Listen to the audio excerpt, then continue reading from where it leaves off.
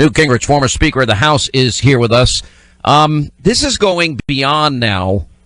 This has now entered the realm of a full-fledged conspiracy that may even have national security implications. And I want to get your thoughts on this because they can't admit they did anything wrong. They can't admit that they lost fair and square. So now they're going to blame it on the Russians and Vladimir Putin. And the main source of the emails is saying unequivocally it did not come from them. The FBI is saying it. The Director of National Intelligence is saying it. Why are they advancing this? Well, I mean, first of all, the Democrats have this terrible dilemma. I just saw this amazing article by John Podesta, who was the campaign manager. Now imagine his position. They raised $1 billion. They had the incumbent president. They had virtually the entire elite media. And they lost. Now, he goes around town right now as the big loser.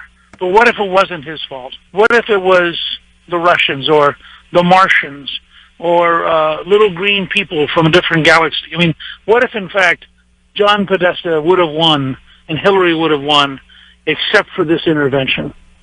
And, of course, it fits the left's whole motto, which is they cannot believe that after 8 years of Barack Obama, the country said enough. The American people didn't want any more. And I think that's why you see a large part of this. It started out being anti-Trump, but now it's kind of desperation fantasy time. You know, can we hide in the closet and pretend that there's not a boogeyman in the house named Donald J. Trump? Or can we at least blame the Russians for opening the door? I mean, the whole thing is nuts. Well, she's also blaming Comey. Is it really Comey's fault that she broke the law? Because the mishandling of classified materials is against the law. I mean, well, and that's just... I've told you before, Sean. You don't want to believe that I believe that an FSB agent, that's the new KGB, the FSB agent who personally talked her into putting the server in the bathroom, was behind the whole thing. If she had not been so deeply influenced by the Russians, she would never have had a private server everybody could hack. She would never have deleted 33,000 emails. She would never have lied about the other 22,000. And I just think that the poor Hillary Clinton, who has been apparently manipulated by the Russians all the time, is going to have a really bad Christmas and New Year trying to explain to Big Bill why she lost. I mean, can you imagine? You now have President Clinton and non-President Clinton. I mean, that's a very painful experience for her. Much better to say, Bill, if the Russians hadn't intervened, I would have won. Former FBI... You're right, Hill. It's not your fault. Obama's director of the CIA is John Brennan, and who recently disclosed, by the way, that he voted for the Communist Party ticket when he was in college, just as a side note. But former CIA officials Mike Morrell, Mike Hayden, Philip Mudd have all denounced him, and former CIA operations officer Evan McMullen ran against him as an independent presidential candidate. But all of these things, when the CIA made a decision on Benghazi to not talk to the people that were there, do you realize I've interviewed all those people that survived. I interviewed those people that risked their lives and careers and disobeyed stand-down orders and went over to help save lives. And they were never once questioned by the CIA. And this talking points narrative was literally manufactured and reinforced by the CIA. Doesn't that show the CIA is politicized? Yeah, look, the Obama administration's greatest single trait, other than lying to the American people, has been to consistently corrupt things. They corrupted the Internal Revenue Service. They have corrupted the Justice Department. They've corrupted the Central Intelligence Agency. There's an Inspector General investigation about a general officer who was pressured so deeply by the Director of National Intelligence that he then instructed over 50 experts at the Central Command basically to falsify their reports. And they collectively filed a letter of complaint and said, we're being pressured to lie. So in that setting, the fact that Brennan would lie about this doesn't surprise me at all. That's their stock in trade. Liberalism only survives today by lying. And that's what you're getting from these guys. And I think it is a sad commentary on where we are as a country. And it's another case of why we should be so grateful that Donald J. Trump won and Hillary Clinton lost, because it's really bad stuff. But this is just more of the same bad stuff. And I think that it is a lie. Now, again, I'm all for serious hearings on the question of cyber war and the question of hacking.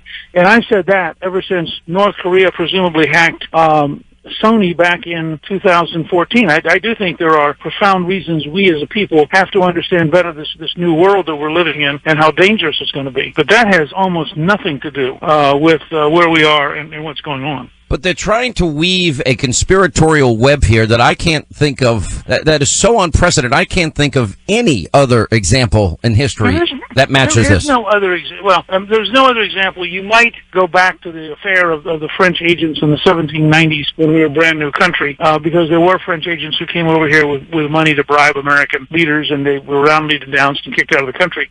But since then, not since the 1790s, have we had anybody stupid enough to try to do it. I actually think this entire fabrication by the propaganda media and these CIA leaks, repudiated by everybody else. So it's not just the FBI versus CIA. I mean, even the director of national intelligence has said he doesn't believe it. I mean, it's just very profound to me. And I think Obama is a little bit more resistant to buying into this fully. But is it really anybody's fault? Is it really Vladimir Putin's fault when we have a 99% certainty that 5 foreign intelligence agencies were able to hack into her unsecure server, 5 of them, and there's no evidence that Russia was one of them? I would suspect they probably are. I suspect the Chinese probably are. I suspect probably Iran, maybe even the Israelis, because they just probably happened on it because they're great at what they do, and probably some other countries that are enemies of the United States. She created that vulnerability. She created that opportunity for them. This was not achieved through a break-in that resulted, that happened at the State Department. This was on her private server. Well, that's right.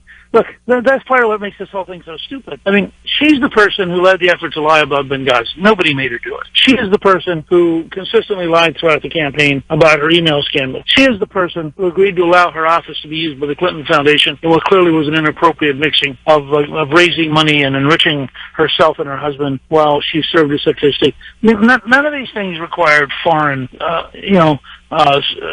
subvention of what she was doing. But if you are the left and you're sitting around the evening thinking, it can't be that Donald Trump beat us, it just can't be. I mean, we're smarter, we're more politically correct.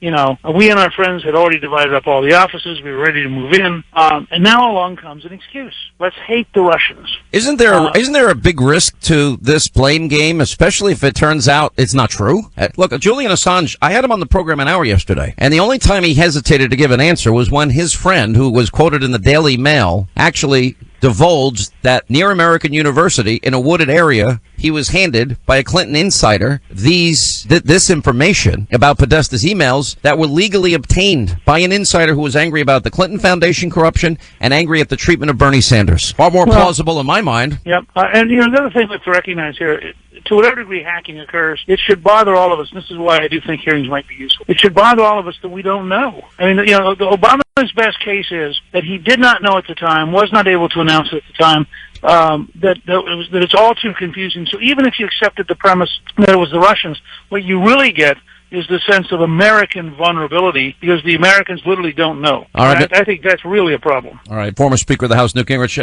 I'm going to be on vacation the next couple of weeks. When I am, I look forward to getting back and having you for these first 100 and 200 days.